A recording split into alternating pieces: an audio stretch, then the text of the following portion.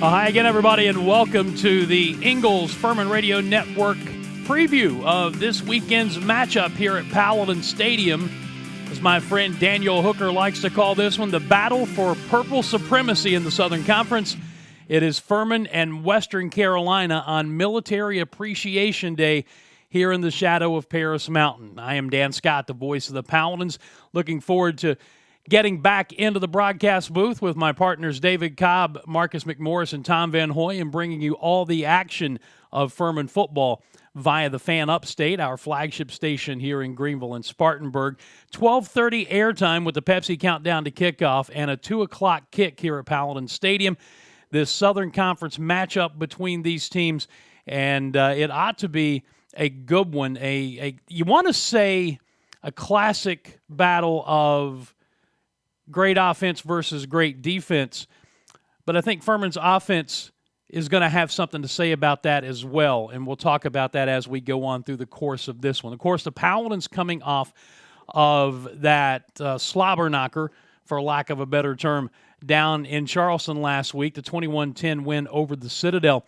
And as I did my weekly radio pregame interviews this week, interviews that you hear on the Pepsi Countdown to Kickoff, and talking with head coach Clay Hendricks and with Justin Roper, the offensive coordinator, they were both of the same mindset, and that's why you saw what you saw in the second half when the Paladins forced the 2 turnovers on the first 2 Citadel possessions of the second half and got the 2 quick touchdowns to go up by a score of 21-3 at the time. They made a collective decision that they did not think that the Citadel's offense was going to be able to overcome a 3-score deficit in that game, and really relied on the running game, put it in the hands of the offensive line and Dominic Roberto and Devin Abrams specifically, and went about business trying just to grind it out. And as Justin Roper told me, you take a couple of possessions away from the Citadel, especially in that situation, if you're able to control the game on the ground, then it further decreases the chances they would have to try and get back into the game. And their style of offense is not one that is very adept at coming back from major deficits. And that proved, obviously, to play out. And it was interesting, as I told Justin, you're kind of using the Citadel's own strategy against it, because what they want to do in that triple option offense is get the lead and then play keep away and not give you the football back. Paladins, in effect, did that to the Citadel in the second half through only one pass, I believe. And that was that shovel pass that converted a big third down that kept the drive alive. And Furman got out with the 21-10 victory. You know, the other aspect of that is with Tyler Huff coming back off of the dislocated elbow injury, not necessarily wanting to run him a whole lot because of that injury. So that kind of played into it as well. Paladins got out of there with the win in a very physical football game. And the best news is they got out of it injury-free. Nobody is missing any time because of that game. In fact, Dominic Morris, the cornerback, is back this week, and that is going to be huge against this Western Carolina air raid style offense. Catamounts, as we take a look, let's start by looking at the coaching comparison here. Of course, Clay Hendricks in his 6th year, 35-25 now at the helm of the Paladins, while Kerwin Bell in his 2nd season at Western Carolina, 7-10 overall there. His career, 100 wins and 52 losses in his 14th season as a head coach. And, of course, he brought that air raid style offense to Western Carolina last year and did so very successfully.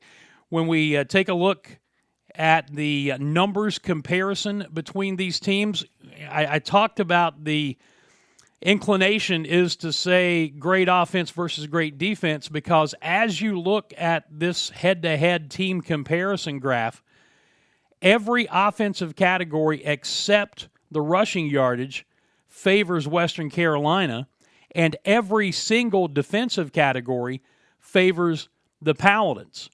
So if you are picking the low-hanging fruit, as they say, you look at the Catamount offense versus the Furman defense as being the key to this game, and it is going to play a large role in that. I believe, however, that the difference in this game is going to be how well the Furman offense does or does not play, and particularly how well they take care of the football. That has been an issue in the last 3 weeks or so, not taking care of the football. Furman is still +4 in the turnover margin, but over the last 3 weeks, they have given the ball away at something of an alarming rate, including a couple of interceptions last week, one in the final 2 minutes of the first half that took away a potential touchdown drive that would have opened up Furman's lead at halftime a little further. If they take care of the football, there are going to be plays to be made. And if that's the case, then I think you're going to see the offense perhaps have its best game since Clemson. And what I mean by that is Clemson was only a 12-point output, but from an execution standpoint and rolling up yardage and doing things physically and taking care of the football, that was one of the best performances, maybe the best performance all season long. Didn't get the points on the board, but I'm talking about taking care of the football and executing. I believe that if they do that against this Western Carolina defense, which is a bit better than it was a year ago, but still nothing to write home about if you look at the numbers, allowing 32.5 points a game and 382.5 yards per game, there are going to be opportunities to make plays and to put points on the board. So while, again, the easy way to look at it is going to be their offense versus Furman's defense, I think Furman's offense is going to be the difference maker in this football game if they take care of the football and execute at a level that we know they can. We just haven't seen consistently over the course of the last 3 weeks or so. Clay Hendricks told me in our pregame chat that you'll hear coming up on Saturday that he's waiting for this football team to play its best game of the year. And he doesn't think they've done that yet, putting all three phases of the game together and doing so efficiently and effectively, and he thinks this could be the week for that to happen. We'll see. Defense is going to have to be on its guard. There's no question about that because this Western Carolina team is going to throw it all over the place. They are going to take deep shots, and let's be honest, they're going to make some plays. Kerwin Bell's offensive system is a good one, and he's got some playmakers in that system. It starts with quarterback Carlos Davis, who has already thrown for 1,360 yards and 12 touchdowns, 272 yards per game through the air he's averaging. He's been picked 11 times, and when you add the number of fumbles they've had as an offense, they are minus 10 in the turnover category. So that's something else that you kind of put up on your bulletin board if you're Furman and thinking, okay, you have a Paladin defense that leads FCS in takeaways, and you have a Western Carolina offense that is minus 10 in the turnover category. So you circle that one as well and see how that one plays out on Saturday. Their leading rusher is actually listed as second on the depth chart. Desmond Reed has gained 453 yards, averaging just over 7 yards a carry this season, and has scored 3 touchdowns. T.J. Jones listed as the starting back on their depth chart for this week, 208 yards, averaging 4.2 yards per carry and a single touchdown. And receiving, man, they're going to throw a bunch of guys out there. They have 5 receivers with 14 or more catches on the season, led by Raphael Williams with 28 for 365 yards. And then Jalen Williams has 23 for 236. Just go right on down the line. They, again, are going to throw it a lot. They do want to run the football some to try to keep you honest, but the main aspect of their offense, much like we saw against Samford, is throw it, get it out quickly, keep pressure off the quarterback, and take some shots down the field. Where Furman had the issue against Samford, obviously, is giving up the 3 huge touchdown runs. And, talking with Dwayne Vaughn about that, as we mentioned last week, tackling issues, positional issues, things that they have tried to work on. And I think we saw that that aspect of the game perform much better against the Citadel.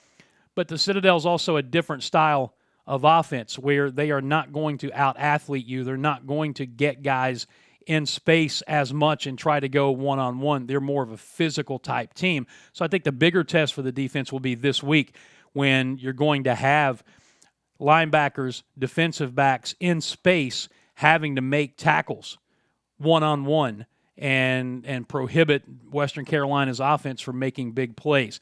This will be a bigger test, I think, as to how much that defense has improved since the Samford game than last week was, just because of the similarity in styles between Western Carolina and Samford on the offensive end.